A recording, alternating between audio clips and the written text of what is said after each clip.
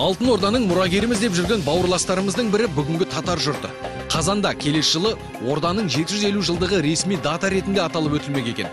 Bir жағынан алғанда біздің тарихшыларымыздың бастамасы, солардан қаламызбаның кері сияқты. Дей тұрған мен, ғалым Қанат Өскенбаев әңгімені әрден бастаған жөн дейді. 1221 жылы Жошы хан, Шыңғыс хан тұңғыш баласы Қазақстан территориясына келіп, өз ұлысының негізін қалаған болады.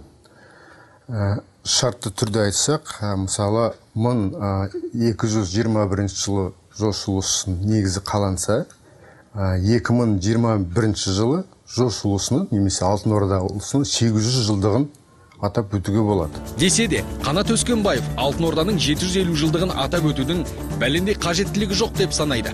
Айтуынша, күні кеше ғана Қазақ хандығының 550 жылдығы тойланып, тарихи зерттеулерге тағы тың серпіліс жасалды.